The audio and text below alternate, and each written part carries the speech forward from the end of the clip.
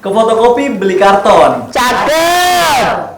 Pulang ya ketemu Neng Unyu. Cakep. Assalamualaikum penonton. Selamat datang di Movies Review. Nah, another segment nih dari Movies Media yang membahas serba-serbi film, seluruh aspek film di Indonesia, baik di Indonesia, di luar negeri maupun di populer, yang populer atau tidak populer mungkin. Iya, yang unrated, yang masih ada di bioskop, yang udah tayang di bioskop, Yang ada di aplikasi kayak, aduh nanti endorse jadinya aplikasi-aplikasi lah ya pokoknya. kayak kita semuanya akan nge-review deh gitu. Iya begitu. Nah sebelumnya nih teman-teman, sebelum kita mulai nih, apa sih movie review ini? Alangkah baiknya nih kita kenalan dulu, karena ada pepatah apa nih? Kalau tak kenal maka tak sayang. Nah mungkin dari temen aku yang cantik ini dulu deh. Halo semuanya, nama aku Isti. Halo Isti. Hai. Nah, perkenalkan semuanya, nama aku Adi. Halo semuanya, aku Nanda. Halo Nanda. Iya, salam kenal gitu kan. Oke Iya. deh, tanpa basa-basi lagi ya. Seperti di judulnya yang kami di sini akan nge-review film berjudul Inang. Inang. Nah, yang disutradarai oleh Fajar Nugros dan diproduseri oleh Susanti Dewi yang juga merupakan istrinya. Nah, Gitu, teman-teman. betul banget. Selain itu, kalau teman-teman tahu nih ya, sebenarnya film ini tuh merupakan pertama kalinya film yang disutradarai oleh Fajar Nugro yang Fajar Nugro bertemakan horor gitu, bergenre horor. Dan aduh keren banget pokoknya. Dan kalau kalian tahu juga bahwasanya Fajar Nugros udah mempunyai banyak karya dalam perfilman. Contohnya Cinta Brontosaurus, Budget Bajuri, Yowis Band Series dan lain sebagainya. Pokoknya nggak kalah seru deh. Iya. Kalian wajib nonton sih ya. Iya, terus lanjut aja kali ya. Nah, ngomongin si Inang ini nih, alurnya kayak gimana sih? Jadi, Inang ini tuh menceritakan tentang seorang wanita bernama Wulan yang diperankan oleh Naysila Mirdad. Dia itu adalah seorang karyawan kasir di supermarket. Jadi dia tuh hamil di luar nikah, tapi kemudian pacarnya itu tidak mau bertanggung jawab. Kemudian karena keputusasaannya, jadi dia tuh sendirian gitu di Jakarta ini gitu, di kota metropolitan gitu kan. Nah, karena dia sendiri, dia tuh akhirnya datang ke konseling gitu online, itu ngomongin tentang pokoknya bisa ngebantu ibu hamil yang sulit ekonomi gitu kan, bantu lah pokoknya. Iya, terus kemudian akhirnya tuh dia tuh masuk dan ikut tinggal sama si pasangan suami istri ini yang bernama Eva dan Agus.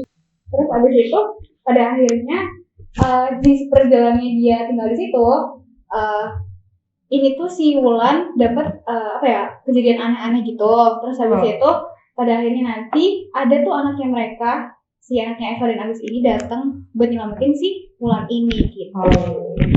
Nah, dari info nih teman-teman, film ini tayang perdana dalam ajang Bochen International Fantastic International Fantastic Film Festival pada 7 Juli 2022. Inang juga masuk 2 nominasi Festival Film Indonesia, yakni kategori pemeran pendukung pria terbaik dan penyunting gambar terbaik. Tepuk tangan teman-teman. Keren banget di film ya teman-teman.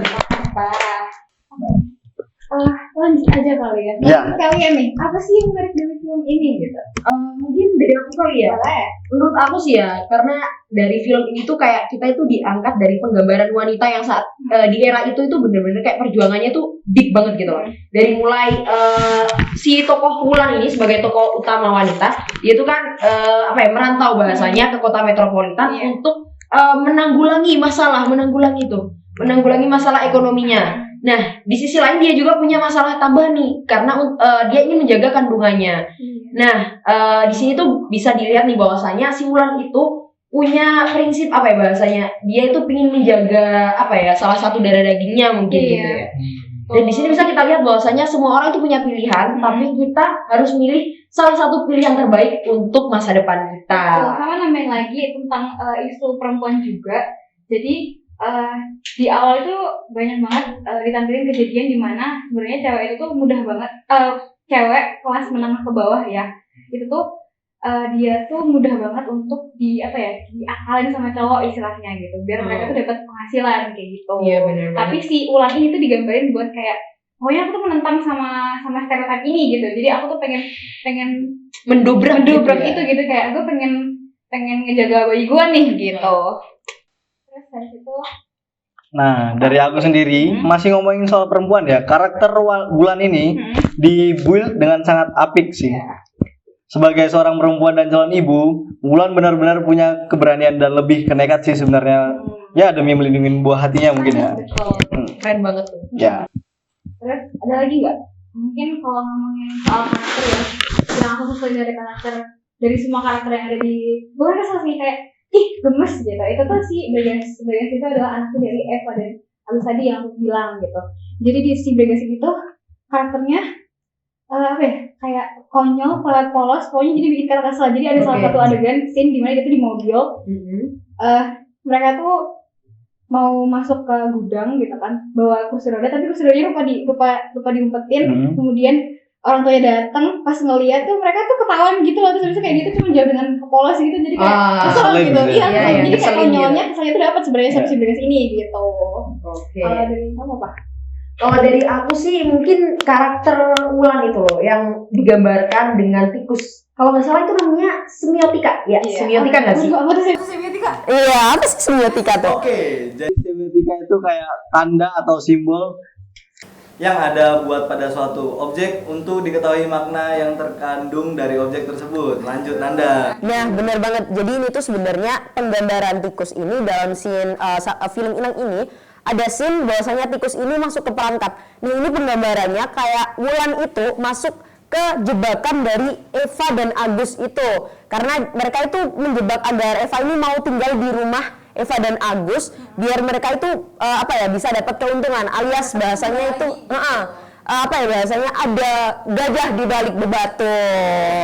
Keren tuh. Terus lanjut lagi, masih dengan penggambaran tikus ya. Jadi itu banyak banget ditampilin scene-scene kalau misalnya ada bangkai tikus, tapi itu bangkai tikusnya tuh kayak abis disembelih gitu loh, jadi kayak rasanya tuh disembelih gitu deh. Nah itu tuh menurut aku ya menggambarkan kayak si tumbal-tumbal ini tuh, si tumbal yang kayak nanti Wulan dan sebelum Wulan itu tuh akan meninggalnya dengan cara seperti itu, kayak gitu. Ngeri juga ya.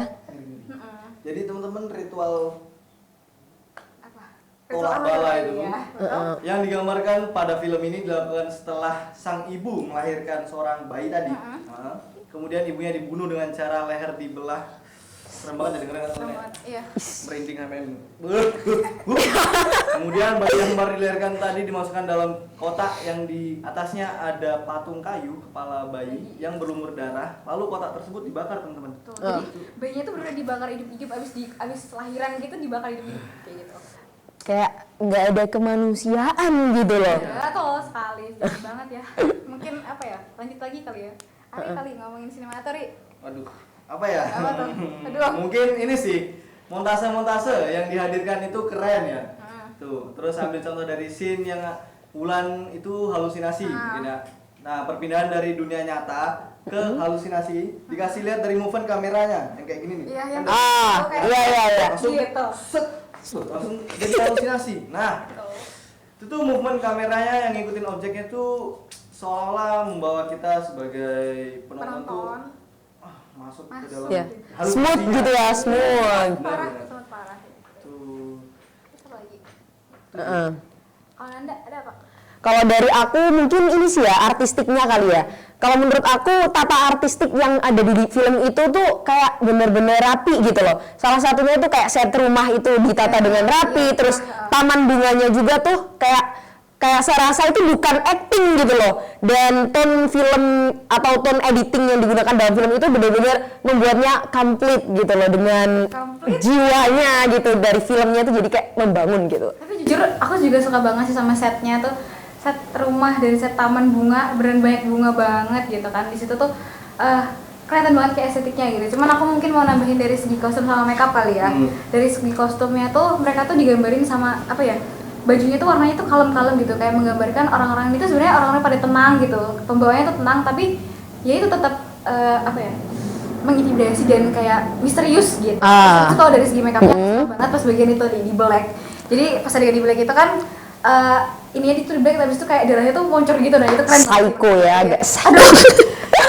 Menurut aku gitu. Iya. Ini juga dari soundnya tuh bagus banget loh. Menurutku sih setiap pemilihan scoring yang dipakai itu pas gitu sama dengan yang sedang berjalan. Oh iya bener sih. Jelas gitu kan. Nah, itu terus apa ya? Endingnya juga bagus sama kayak yang Nanda bilang tadi. Iya. Dari editingnya suka color tone-nya sama mungkin efek yang disematkan ya dari asap kupu-kupu makhluk yang muncul ketika Wulan berhalusinasi ini juga keren sih, smooth gitu tadi kata Nanda. Jadi banyak banget Smooth. kayak apa ya perintilan kecil tentang editing yang ngomongin apa ya yang tentang asap terus habis itu kupu-kupu itu tuh bener-bener kayak smooth banget kayak beneran gitu kayak enggak ya real gitu pokoknya. Terus habis itu kalau kita udah ngomongin menarik-menariknya, bagus-bagusnya, kira menurut kalian ada nggak sih hal yang kurang gitu dari film ini? Ada sih kalau dari aku mungkin aku ya kalau menurut aku ada janggal atau kurang lah gitu lah ya. Apaan Di tuh? scene apaan tuh? Masih nanya? Oke. Jadi di scene yang terakhir pas Pak Agus tuh bawa kapak tuh buat ngejar si Bregas sama Wulan sewaktu mereka mau kabur naik mobil. Nah si Bregas kan tadi polos tuh. Nah dia itu salah tuh nginjek apa namanya forsnelling nggak sih itu ya? Ya forsnelling yang mundur ternyata mundur. Nah kena Pak Agus alias bapaknya sendiri tuh dan matinya bawahnya tuh karena kena kapak sendiri gitu kayak aduh janggal tapi ya kayak oh gitu doang. Soalnya kalau kalian nonton ya si bapaknya ini tuh dibuat dengan baik gitu kan. Terus kemudian itu matinya cuma karena kena kapak tuh kayak sedih aja gitu loh. Iya, sama kayak kalau kalian notice nih yang belum nonton dan besok nonton gitu. Ada adegan itu tuh jadi ada adegan menghipnotis. Kalian tau nggak menghipnotis itu kayak apa? Kayak sarang kayak gitu kayak Sarangnya terus kayak saya love sign Korea gitu kayak gini terus nanti kayak udah hilang kayak gitu. Itu menurut aku kayak sebenarnya bukan kurang sih tapi kayak unik aja gitu kayak kok bisa ya menghipnotis kayak gitu. Jangan gitu mata lo. Lanjut. Habis itu apa lagi? Terakhir nih, Nah, kesimpulan apa? dari film Eh. ini tuh apa sih menurut kalian? Sekalian rate-nya juga mungkin nggak? Jika oke. kalau dari gua sendiri sih Asik gua. 8,5/10. Kenapa tuh? Ya itu yang tadi disebutin oleh Nanda. Ini nada mulu. Notis Nanda dulu ya. Asik. aku mau notis penonton asik. Asik.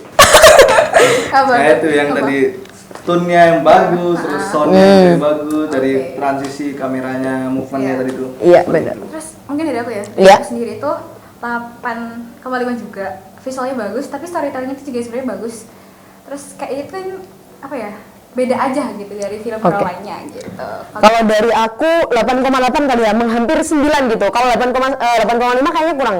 Karena aku sendiri suka dengan apa ya, alur ceritanya kan ngangkat dari kisah tanah Jawa sendiri dan itu menurutku poin plus gitu. Juga menurut aku sih ya buat teman-teman ini kalau seandainya kalian nih pengen coba-coba nonton film horor gitu, aku rekomendasiin ini karena di sini tuh cuma sedikit gitu untuk jump scare dan kita bisa buat apa ya ala-ala hiburan latihan gitu lah ya bahasanya. Boleh. Heeh. Habis itu apa? Bener banget nih, apalagi termasuk film horor Indonesia yang tergolong berbeda ya dari berbagai kebanyakan film horor. Jadi marilah teman-teman, ajak teman-teman dong, teman-teman mengapresiasi film karya bangsa yang nggak kalah keren ini dari film luar yang genrenya juga sama horor. Gitu teman-teman. Kita berbeda gitu. Ya. Karena Indonesia go international. Terus. Terus habis itu ngomongin tadi benar banget. Dari terlepas dari apa ya kekurangan yang ada, film itu benar-benar masih layak banget untuk ditonton dan banyak banget hal yang masih bisa diapresiasi gitu. Mungkin sekian dulu kali ya review kita. Ya kali ya udah. Yang nggak suka nggak apa-apa, yang suka terima kasih. Ya. Oh ya buat teman-teman juga jangan lupa untuk Apa? Jangan lupa untuk terus ngikutin dari segmen movie review ini untuk episode selanjutnya gitu. dan juga teman-teman juga bisa banget cek dari channel YouTube Movie Media ini ada Movie Reaction dan juga Movie News tetap di channel Movie Media gitu. Nah, Terakhir banget nih penonton, terakhir banget pokoknya. Please, terakhir lah. Oke, kalau udah lihat-lihat mah jangan lupa buat like, di komen, Di subscribe. nah, jangan lupa juga Apa sih namanya? bell. aktifkan notification. Dan kalau kita ada rilis video baru entah itu dari segmen apapun ceting gitu. Nah. Selalu nonton. Jadi bisa nemenin hari-hari kalian biar gak sama dia terus. Enggak bercanda. Ayo. Oke, cukup. Kami semua undur diri. Sampai bertemu lagi di episode selanjutnya. Dadah.